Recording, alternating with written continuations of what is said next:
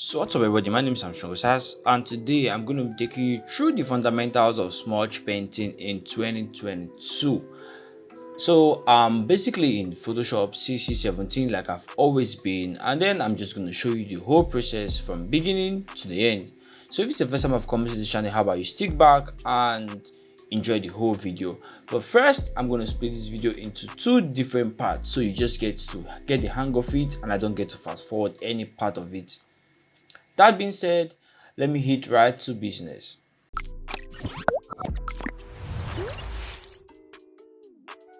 Okay, so basically this is Photoshop CC17. Just in case you can use any Photoshop. A lot of persons ask me what Photoshop they want to use. I think you can use anyone at that. Well, this is Diane Enedje, and she's a pretty big Instagram influencer. If you want to check out this, this is not an advert for her. Well, we're using her face, so why not? So this is what I usually do when I get a picture of Instagram. Now, one of the things you want to do is do not screenshot the picture from Instagram. You want to download it from a downloader. I said it in one of my videos from the last time. So I thought to do a video where we talk about braids and how to get this done. Now, without wasting much time, now when you get a picture like this, it's very easy. I want to take out this part, so I just pick the spot healing brush tool. I pick it, and then okay, now this is the background. I'm just gonna Ctrl J, that's duplicated with Ctrl J. That's a basic tool, everybody knows. And then I'll come over this place and just click once, left click once, so it just masks this out. Now you see we don't have that anymore, so you can use that to probably heal the face, from spots and dots however you want it. And if you have a blurry picture at the end of the day, you should probably try using, for my last video I talked about how to get clearer pictures, a picture of Don Jazzy right now, and this is it. Now, why pictures are very hard to work on like this is because the pixels or the resolution is very low, so that is why it's very hard. So I'm going to show you two websites that helped me my life in 2021 or 2022. Well, that being said, another thing you need to do is cut out the picture from the background. That's like the stage one, that's like the biggest stage. Cut out the picture from the background. So that's what I would usually do with this, and with the pen tool I'm just going to cut it out from the background like this. And for braids, you need to carefully do that. You should not rush and try to want to do it on time.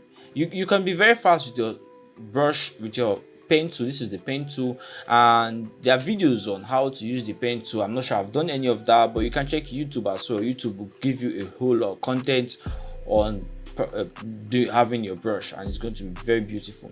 Well, that being said, I've cut out this before just to ease out and cut out the time we've spent, but you can keep doing this.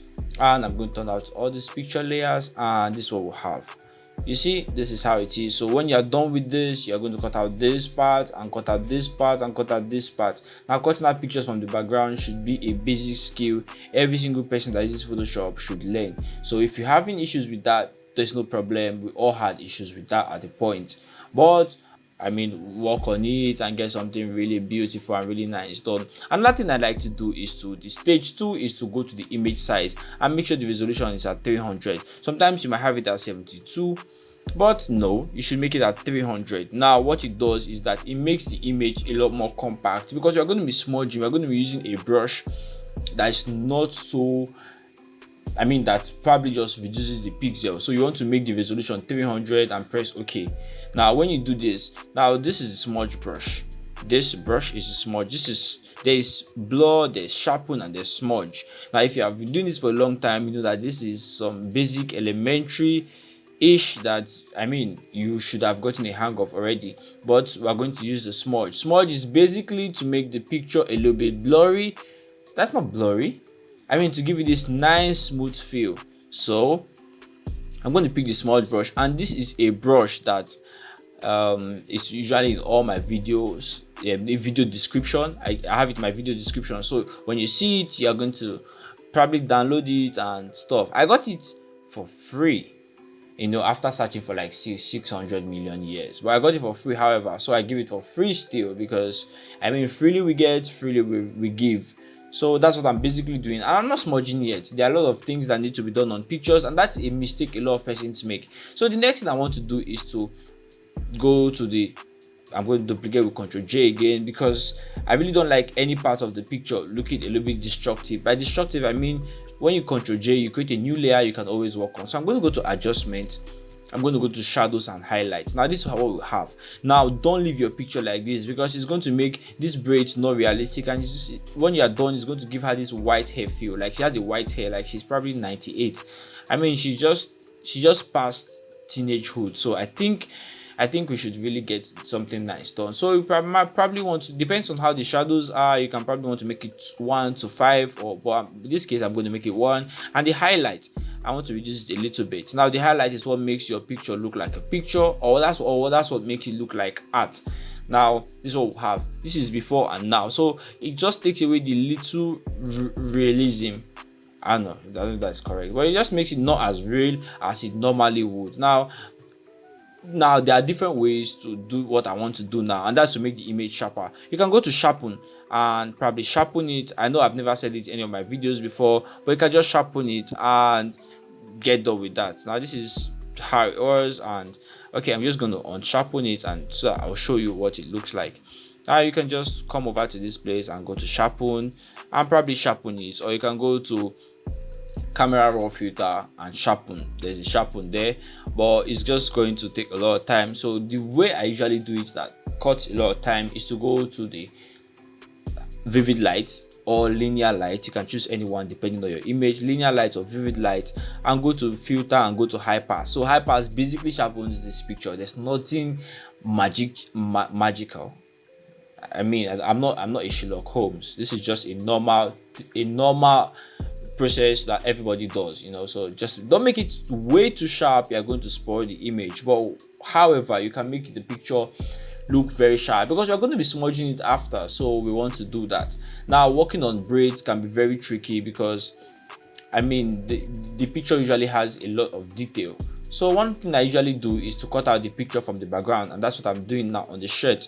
I'm just going to cut out the picture from the different components, like from the hair, from the eyebrow, from other parts, like the shirt for example. I'm cutting this out now, so I can probably work on this individually. So when I want to apply color, I'm going to apply color on just the shirt. When I want to apply color, I'm going to apply color on just the face. So that's what I'm basically doing. And yeah, and most times, just a pro tip for professionals only, so in case you want to be a professional, you should listen to this. Most times, one of the things I usually do is to take out my time. I know it sounds very vague, but I take out my time to get all these details. I zoom in with control space click, and I mean just cut this out very clearly, and it gives me this nice feel and nice, you know, makes it look very professional, neat.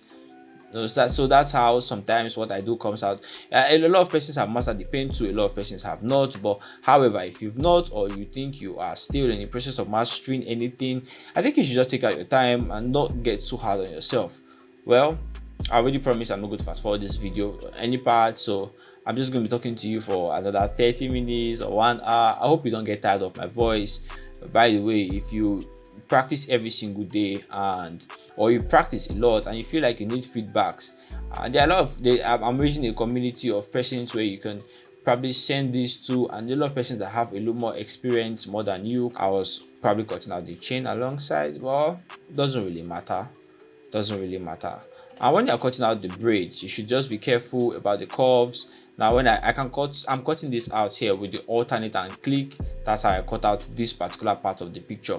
Alternate and click, and then I use the pen tool to, you know, the pen tool is very elastic, you know, so I just use this, I drag it to where I want, and then when I want to go to a new place, I just go to that place and click on an anchor that I want to have, cut it, and then you can as well just bend it anyhow you want. When you get to that point, while I'm still holding down the left click, when I release it, it's going to freeze. But if not, and then I can just change. Probably I don't like the way it is. I can, while holding my control, I can just drag this to however I want. That's using the pen tool takes a lot of time to master, but if you master it, you're going to be grateful you did. Well, I'm just basically going to work on her shirt like this and this. So Now after I've done this, I want to take out her shirt from every single part I think the shirt is. So I've cut out here, I've cut out this place. The next is the back of the hand here. So that's what I'm going to do. And by the way, that's why I want to cut the video into two different parts so you can get to understand. Now when you're working on her hand, you want to make it very smooth. And sometimes there can be little bumps on the hand and it's not so smooth. Well, you should have a smooth hand, because body parts are straight. She doesn't want to look like she has leprosy or something later. You want to come out with a very nice image. So the next thing I'm going to do, I'll come to this place and press Ctrl and enter. Now I'm going to have these are called the matching ants. Just in case you've never heard it, these are called the matching ants in Photoshop. Now when I have the matching ants, it will show me that these parts are selected. Then the next I want to do is to press Ctrl J. Now pressing Ctrl J, I'll see that this is the shirt that I have, and this is the part the chain was, this is the part the braid was, and this is the part the hand was. Well, since we are talking about fundamentals, I need to break it down to you like you're just new to Photoshop. Well, now what I have now is this. Now the next I want to take away is the chain. Yeah, the chain. Two chains. Yeah, I think she pretty wears good jewelries, and that's beautiful if you ask me. So yeah, I'm just going to work on the chain here and work on this chain here, and just work on these chains and just get something beautiful done. Cut this out. And now when I'm doing this, what I want to be very careful about the braids and these other things, and alongside I'm just going to tell you about the different tricks I use. Like this, I want to show you one of the tricks I use. Now when I get to a place like this, I don't want to start probably trimming this place like this and trimming like this. One thing I usually do is this. I'll select both the, so far I've worked on the shirts before. I'm going to select all these parts and press Ctrl Enter. Now I'm going to duplicate it and name this chain, name this shirt. Nothing special, I'm just really naming my layers. You need to name your layers because it goes scatter for your head. You can get pretty confused sometimes. So that's what I'm basically going to do. This is the chain part 2. I'm just going to cut this out, the chain, and I'm going to cut this out. Like pretty basic and pretty elementary, but it takes a whole lot to get done. So I'm going to duplicate this and merge it with this. So now what I have for the chain, now watch what I have for the chain. What I have for the chain is this, like this.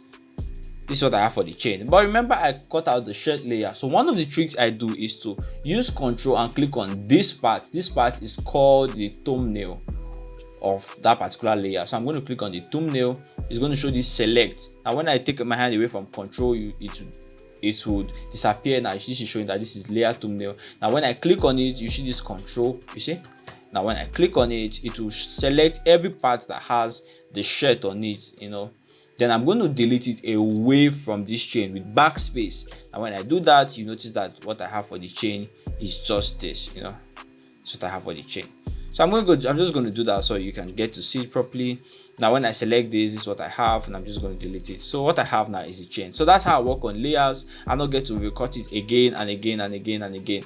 I think a lot of you know this trick already because I shared it in my other videos, but if you do not, welcome to the club of pro tip. Now the next thing I usually do is to basically pick out the hair. Now when you're working on braids, one is very tricky. So when you're working on braids, I want to cut out these braids from the face. You see this place has one very sharp curve and stuff, so I want to add colors on the braids later and feel like, oh yeah, I've done everything I need to do. So I want to cut out the face from the braids. Oh, that's a good punchline.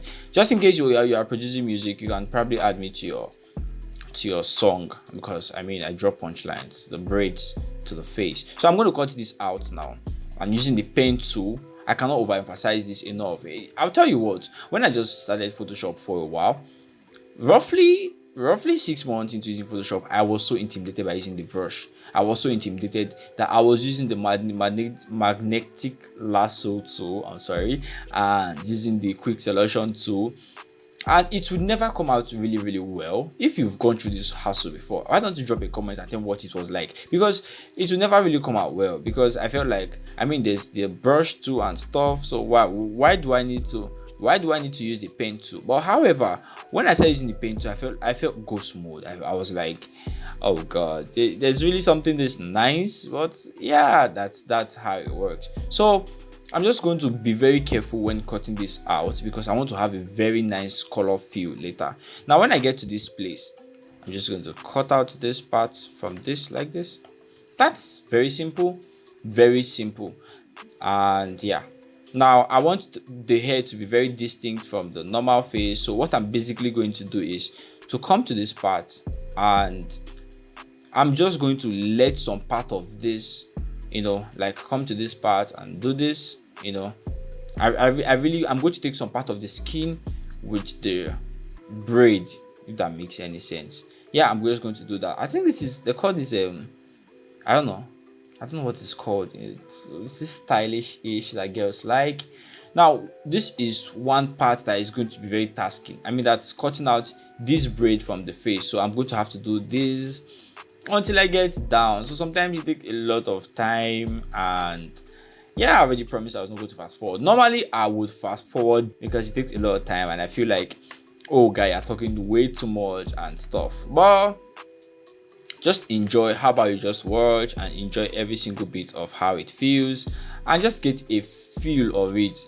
Basically what I do when I watch tutorial videos that are very long. Yeah, I watch tutorial videos. Like, I still watch tutorial videos. I watch tutorial videos on how to upload on YouTube, on how to do a lot of things. So when I watch videos that are like 2 hours, I still do this, and I just get a snack probably when I'm eating, and I just watch and just relax and just take it in a step at a time. I don't watch it like, oh my god, I'm rushing for work. I just take out my time to do this. I watch a lot of seasonal movies. I'm not so much of a movie fan, but when you watch all these things, you should take out time to watch and just relax. I know a lot of you do this already. So when you're watching tutorial videos, it's a pro tip that I learned that helped me a whole lot, so you can as well just employ this. So when you're learning how to smudge, one of the things that can help you still is to practice alongside. When you see what this person is doing, if you have the same picture, just practice. It might look like you're not making so much progress, but trust me, you are making so much progress. You have no idea. You are making so much progress that you're going to be like, oh my god, did I do that? And yeah, one of the things you need to learn when making smudge pictures is that you need to get references that are very nice. When I mean very nice, I mean they are close, they are not blurry, they don't look like the guy is sitting on a chair and is resting on I don't know. You should make pictures, or especially when it's not for a client. I mean, somebody you just want to post it on your Instagram. You should make videos or pictures. Yeah, rather, you should make pictures that are very close and are very beautiful. I mean, when somebody looks at it from it's catchy. That's why I chose this picture. I mean, she's not looking forward, she's looking sideways, and I felt like, okay, now this is going to be catchy when I post on my Instagram. People want to be like, oh, who is this? I'm looking at it from the side view. I think you should do that instead of just getting a picture where has this boring look. I try to get either close pictures that are way too close and they give me this detail from the person's face or something. I just try to get something really beautiful. I personally, a lot of persons differ, so you might actually you might be different from what I'm saying right now, but basically I think you should try to get pictures that are somewhat interesting. So I'm just trying to cut out this from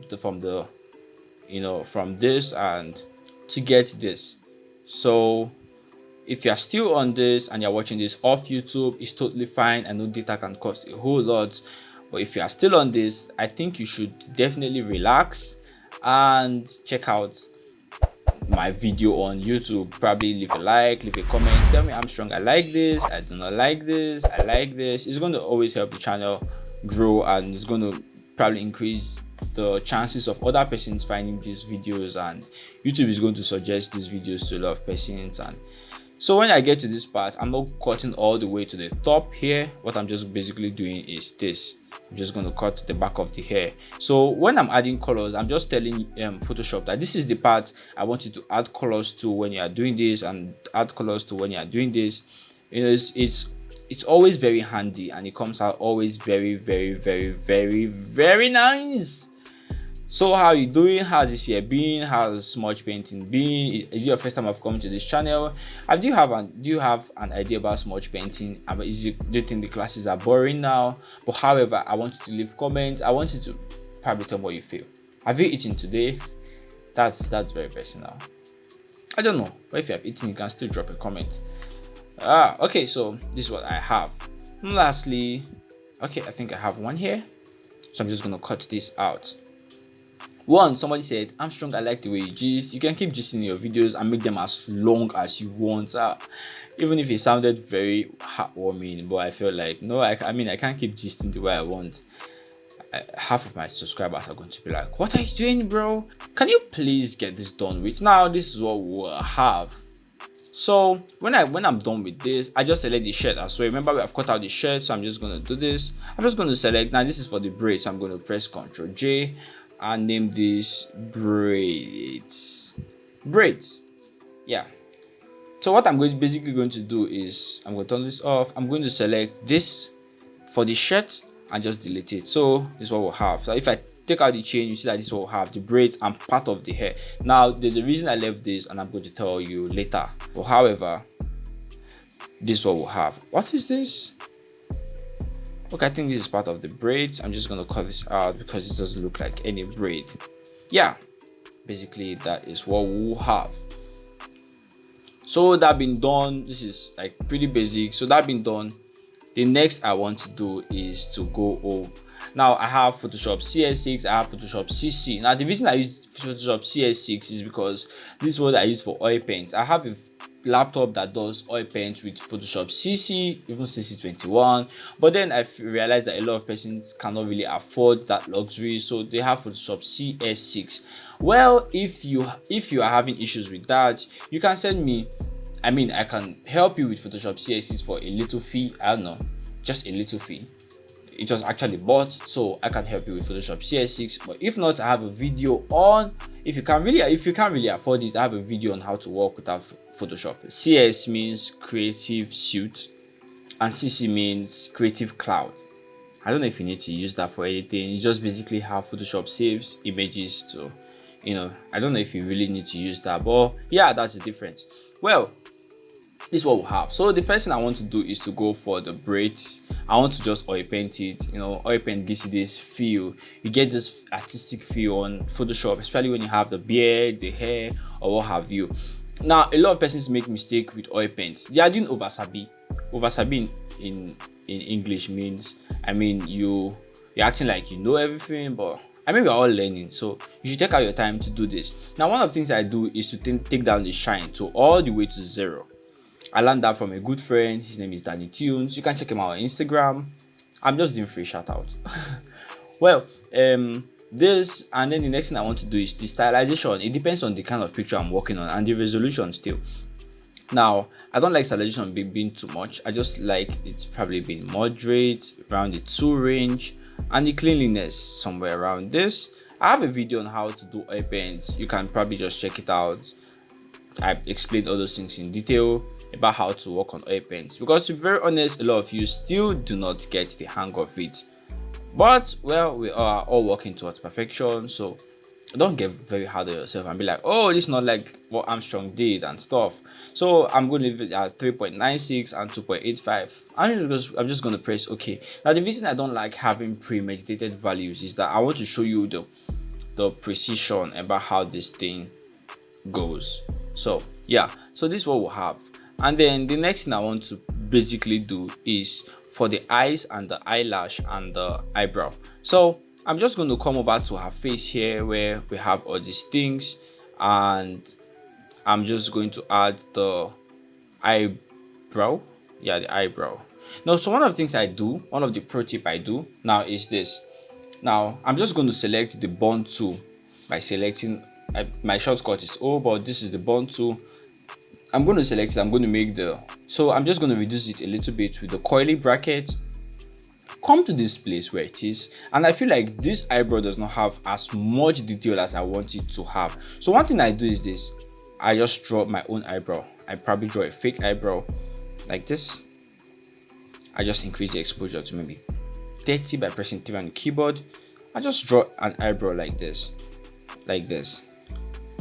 So what it does is it probably gives Photoshop the oil paint filter. It gives it a little and tells the oil paint filter, oh, this is actually an eyebrow. Oil paint doesn't know. It just helps the whole thing get the hang of it, So the part that the picture they really did not get, you just help add it.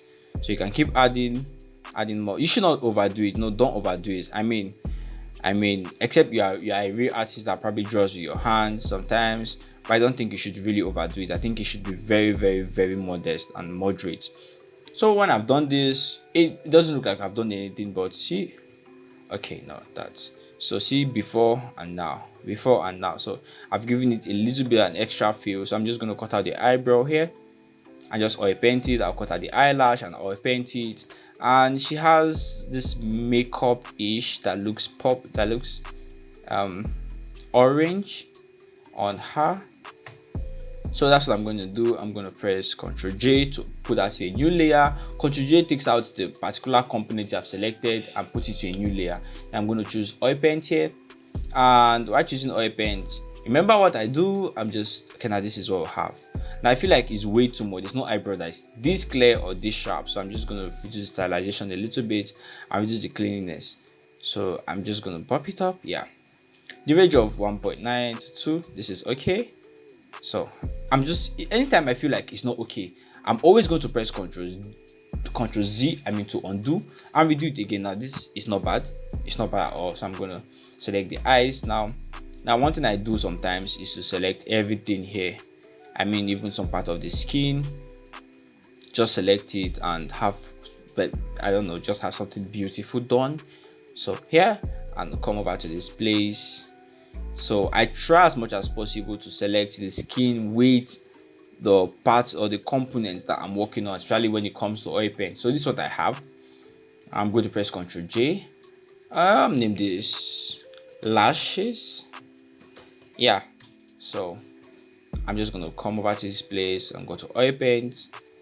And for the eyelash, still, this is what I have now.